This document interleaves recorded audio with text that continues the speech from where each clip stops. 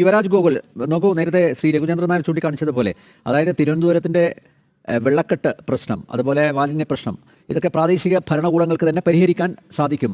Chamber of commerce പ്രതീക്ഷിക്കുന്നത് വമ്പൻ പദ്ധതികളുടെ പ്രഖ്യാപനം ആണ്. നാളെ നരേന്ദ്രമോദി, ആരാധ്യനായ ഭാരതത്തിൻ്റെ പ്രധാനമന്ത്രി, എന്തൊക്കെ പ്രഖ്യാപനങ്ങളാവും നടത്തുക? വികസിത തിരുവനന്തപുരത്തിന് മാത്രമായി ഒതുങ്ങുമ്പോൾ പ്രഖ്യാപനങ്ങൾ, അതോ വികസിത കേരളം ലക്ഷ്യമാക്കിയുള്ള പ്രഖ്യാപനങ്ങളാവുമോ നടത്തുക?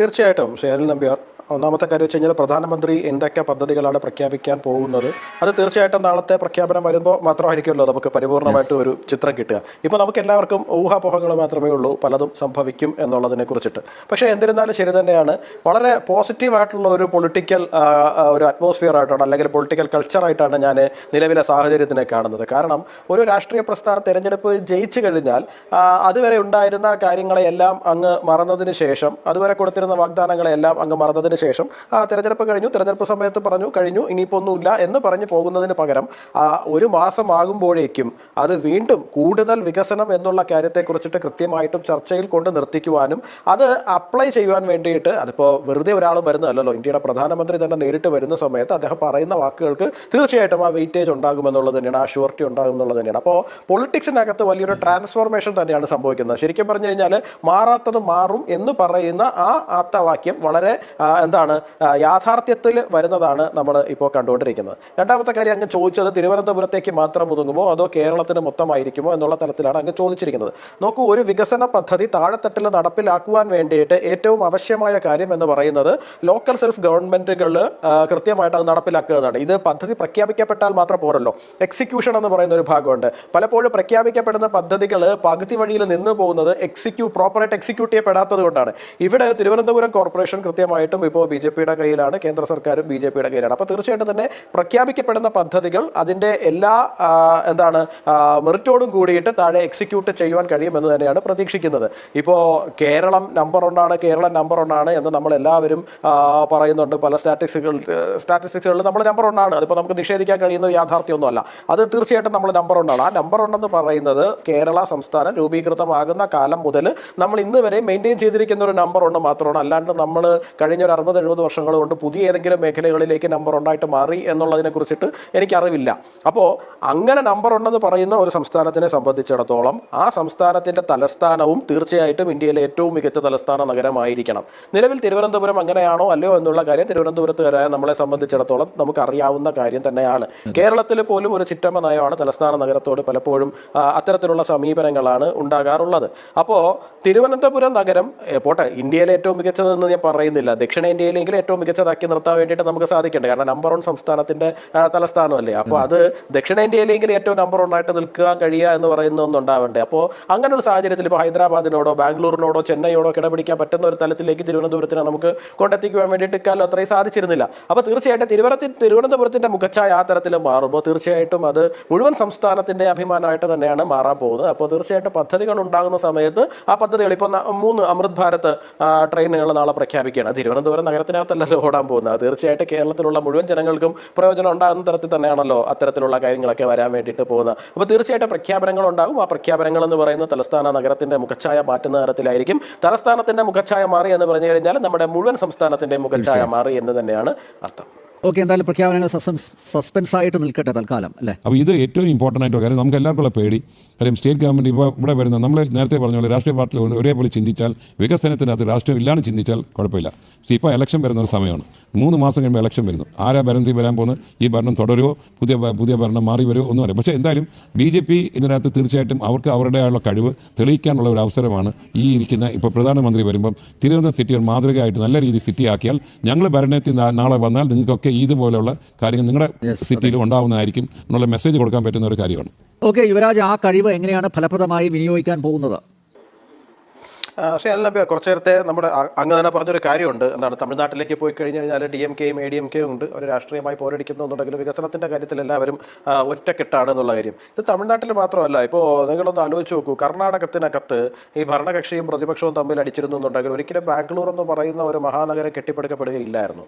അവിടെ ഒരുമിച്ച് മുമ്പോട്ട് പോയതുകൊണ്ടാണ്. ഇപ്പോൾ ഇൻഡോറിൻ്റെ മാതൃക പറഞ്ഞു, അതുപോലെ തന്നെ പല മാതൃകകളും എടുത്തു നോക്കിക്കഴിഞ്ഞ് കഴിഞ്ഞാൽ കക്ഷി രാഷ്ട്രീയം മാറ്റി വെച്ചിട്ട് അവിടെ ഉണ്ടായിരുന്ന ഭരണപക്ഷത്തിനും പ്രതിപക്ഷത്തിനും ഒരുമിച്ച് മുമ്പോട്ട് മുന്നോട്ട് പോകാൻ സാധിച്ചതുകൊണ്ടാണ് തീർച്ചയായിട്ടും ആ നഗരങ്ങളൊക്കെ ഏറ്റവും മികച്ച നഗരങ്ങളായിട്ട് മാറുന്ന സാഹചര്യം ഉണ്ടായിട്ടുള്ളത്. തിരുവനന്തപുരത്തേക്ക് വരുമ്പോഴും നമുക്കത് പ്രതീക്ഷിക്കാം അങ്ങനെ സംഭവിക്കുമായിരിക്കും എന്നുള്ള കാര്യത്തിൽ. കേരളത്തിൻ്റെ രാഷ്ട്രീയ പരിതസ്ഥിതി എന്ന് പറയുന്നത്, രാഷ്ട്രീയ സംസ്കാരം എന്ന് പറയുന്നത്, നോക്കുകൂലി സംസ്കാരം ഉൾപ്പെടെയുള്ള വിഷയങ്ങളുള്ള ഒരു സംസ്ഥാനമാണ് നമ്മുടേത്, അല്ലെങ്കിൽ ഒരു രാഷ്ട്രീയ പരിതസ്ഥിതിയാണ് നമ്മുടേത്. അപ്പോൾ തീർച്ചയായിട്ടും അത്തരം പരിതസ്ഥിതിയുള്ള ഒരു സംസ്ഥാനത്തിനെ സംബന്ധിച്ചിടത്തോളം രാഷ്ട്രീയമായിട്ട് എത്രത്തോളം നമുക്ക് എല്ലാ വിഷയങ്ങളിലും പിന്തുണ ലഭിക്കും എന്നുള്ള കാര്യത്തെക്കുറിച്ചിട്ട് ഇപ്പോൾ ഞാൻ രഘുചേട്ടൻ വിളിക്കുന്ന ആളാണ് ശ്രീ രഘുചന്ദ്രൻ നായർ, അദ്ദേഹം പറഞ്ഞ ഒരു കാര്യമുണ്ട്, അദ്ദേഹം പ്രകടിപ്പിച്ച ഒരു ആശങ്കയുണ്ട്. ആ ആശങ്ക അവിടെ ഇരുന്നോളട്ടെ, കുഴപ്പമില്ല. കാരണം രാഷ്ട്രീയമായിട്ട് തന്നെ നമുക്കതിനെ പ്രതിരോധിക്കേണ്ടി വരും. കാരണം വികസനം നടപ്പിലാക്കുവാൻ വേണ്ടിയിട്ട് നമുക്ക് അത്തരത്തിലുള്ള കാര്യങ്ങളിലേക്ക് കൂടി പോകേണ്ടി വരും എന്നുണ്ടെങ്കിൽ തീർച്ചയായിട്ടും നമുക്കത് ചെയ്യുക എന്നല്ലാതെ മറ്റു മാർഗ്ഗങ്ങളില്ലല്ലോ. പിന്നെ തിരുവനന്തപുരത്തിൻ്റെ വികസനം ഇപ്പോൾ പറഞ്ഞതുപോലെ തന്നെ സാറ്റലൈറ്റ് സിറ്റികൾ വരുന്നു. ഈ സാറ്റലൈറ്റ് സിറ്റികൾ നമ്മൾ എസ്റ്റാബ്ലിഷ് ചെയ്യപ്പെടേണ്ടതുണ്ട്. ഇതൊക്കെ എത്രയോ കാലങ്ങൾക്ക് മുമ്പേ സംഭവിക്കേണ്ടതാണ്. അതാണ് ഞാൻ ആദ്യമേ പറഞ്ഞു വെച്ചത്. നമ്മൾ നമ്പർ 1 സംസ്ഥാനമാണ് എന്ന് പറയുമ്പോൾ നമ്പർ 1 സംസ്ഥാനമാണെന്ന് പറയുമ്പോൾ നമ്പർ 1 തലസ്ഥാനവും നമ്മൾ തന്നെ ആയിരിക്കണം. ഈ നമ്പർ 1 തലസ്ഥാനത്തിന് ഇന്ന് തലസ്ഥാനത്തിനപ്പുറത്തേക്ക് ഒരു സബർബൻ മേഖല സൃഷ്ടിക്കുവാൻ ഈ കഴിഞ്ഞ 70 വർഷമായിട്ടും സാധിച്ചിട്ടില്ല എന്ന് പറയുമ്പോൾ തീർച്ചയായിട്ടും അത് ആരുടെ പരാജയമായിരുന്നു എന്നുള്ളതിനെ കുറിച്ചിട്ട് നമ്മൾ ചിന്തിക്കേണ്ടതുണ്ടല്ലോ. ഇനി നമ്മൾ സാറ്റലൈറ്റ് സിറ്റികൾ നമ്മൾ ഇപ്പോൾ സൃഷ്ടിക്കുവാൻ വേണ്ടിയിട്ട് പോവുകയാണ്. തീർച്ചയായിട്ടും നമ്മൾ അത് പോകുന്ന സമയത്ത് അവിടെ ഉണ്ടാകാൻ പോകുന്ന ഏറ്റവും വലിയ പ്രശ്നം എന്താണ്? നമ്മൾ ഒരു കാഴ്ചപ്പാടുമില്ലാതെ തലതിരിഞ്ഞ രീതിയിൽ തോന്നിയവാസം പോലെ പണിഞ്ഞു വെക്കുന്ന കണക്ടിവിറ്റികളാണ്. ഇപ്പോൾ റോഡ് വീതി കൂട്ടി എന്ന് പറഞ്ഞ് കയ്യടി നേടാനും വോട്ടിനും വേണ്ടിയിട്ട് തെരഞ്ഞെടുപ്പിന് 3 മാസവും 4 മാസവും ഉള്ള സമയത്ത് തിരക്കിട്ട് കല്ലിടുന്നു, റോഡുകളുടെ വീതി കൂട്ടുന്നു, ആൾക്കാർക്ക് പുറത്തിറങ്ങി നടക്കാൻ കഴിയാത്ത അവസ്ഥ ഉണ്ടാകുന്നു. നമ്മളിപ്പോൾ ഒന്നിറങ്ങി നോക്കിയാൽ നിങ്ങൾക്ക് മനസ്സിലാവും. ഇപ്പോൾ വഴയില മുതൽ നെടുമങ്ങാട് വരെയുള്ള ആ ഒരു റോഡിൻ്റെ വീതി കൂട്ടൽ നടക്കുകയാണ്. ദിവസവും അപകടമാണ്. അശാസ്ത്രീയമായിട്ടാണ് ആ റോഡ് പണിഞ്ഞുകൊണ്ടിരിക്കുന്നത്. ഇപ്പുറത്ത് കയറി കഴിഞ്ഞ് കഴിഞ്ഞാൽ വെഞ്ഞാറമൂട് ഒരു ബൈപ്പാസ്, ഒരു ഫ്ലൈ ഓവർ പണിയാനുള്ള ശ്രമമാണ്. തിരുവനന്തപുരത്ത് തന്നെ ഈഞ്ചക്കലേക്ക് വന്നു കഴിഞ്ഞാൽ ആ ഫ്ലൈ ഓവർ പണിഞ്ഞ് വീണ്ടും രണ്ടാമതും പണിയേണ്ടുന്ന സാഹചര്യം രാഷ്ട്രീയമായിട്ട് ഉണ്ടാക്കി വെച്ച പ്രശ്നമാണ്. അപ്പോൾ ഇത് ഒരു കാഴ്ചപ്പാടില്ലാതെയാണ് ഇത്തരം സാധനങ്ങളെ മുഴുവൻ സൃഷ്ടിച്ചുകൊണ്ടിരിക്കുന്നത്. ഇപ്പോൾ പള്ളിപ്പുറം എന്ന് പറയുന്ന ഒരൊറ്റ ജംഗ്ഷനിലേക്ക് വന്നു കഴിഞ്ഞാൽ, നിങ്ങൾ പള്ളിപ്പുറം ഭാഗത്തേക്ക് മാത്രം വന്നു കഴിഞ്ഞാൽ നിങ്ങളൊന്ന് ആലോചിച്ചോളൂ, ഒരു കാഴ്ചപ്പാടില്ലാതെയാണ് അവിടെ കാര്യം ചെയ്തിരിക്കുന്നത്. കാരണം എത്രയോ ജനങ്ങൾ താമസിക്കുന്നതാണ് തോന്നൽ ദേവീക്ഷേത്രവും അതുമായി ബന്ധപ്പെട്ടിരിക്കുന്ന പ്രദേശങ്ങൾ മുഴുവനും. ആ പ്രദേശത്തിനെ, ആ മണ്ഡലത്തിൻ്റെ തന്നെ മറ്റു ഭാഗത്തേക്ക് ദിവസവും 100 കണക്കിന് 1000 ആൾക്കാരാണ് അങ്ങോട്ടും ഇങ്ങോട്ടും പോകുന്നത്. പക്ഷേ അവിടെ ഒരു കൃത്യമായ ഒരു അണ്ടർപാസ് ഉണ്ടാക്കാനോ അതിനൊരു സംവിധാനം ഉണ്ടാക്കുവാനോ സാധിച്ചില്ല. ഒരു തരത്തിലുള്ള കാഴ്ചപ്പാട്. അപ്പോൾ കണക്ടിവിറ്റി എന്ന് പറയുന്നത് റോഡുകളുണ്ടോ? ഉണ്ട്.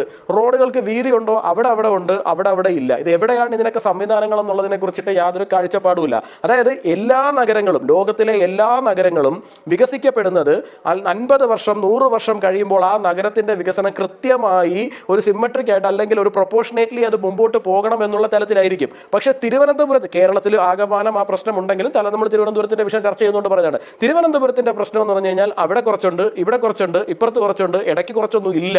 അപ്പോൾ ഇത് ഒന്ന് ക്ലിയർ ചെയ്ത് ഇതൊന്ന് അലൈൻ ചെയ്തെടുക്കാൻ തന്നെ നമുക്ക് എത്ര കാലം വേണ്ടി വരും എന്നുള്ള കാര്യത്തെക്കുറിച്ചിട്ട് വലിയ ആശങ്കയാണ്. ഇപ്പോൾ രഘുചേട്ടൻ പറഞ്ഞതുപോലെ തന്നെ പല ഇൻസ്റ്റിറ്റ്യൂട്ടുകളും അനാവശ്യമായിട്ടാണ് സിറ്റിയുടെ ഹൃദയഭാഗം കവർന്നുകൊണ്ട് അവിടെ ഇരിക്കുന്നത്. ഇതിനെയൊക്കെ മാറ്റി മറ്റൊരു ഭാഗത്തേക്ക് കൊണ്ടുപോവുക എന്നുള്ള കാര്യം എത്രയോ കാലങ്ങൾക്ക് മുമ്പ് ഭരണാധികാരികൾ ചിന്തിക്കേണ്ടുന്ന കാര്യമായിരുന്നു. പക്ഷെ അങ്ങനെ ഒന്നും തന്നെ ചിന്തിച്ചില്ല. കാരണം ഇത് റോഡിൽ കുഴിയടയ്ക്കുക എന്ന് പറയുന്നതിന്റെ അപ്പുറത്തേക്കുള്ള യാതൊരു വികസന കാഴ്ചപ്പാടും ആർക്കും ഉണ്ടായിട്ടില്ല എന്നുള്ളതാണ്.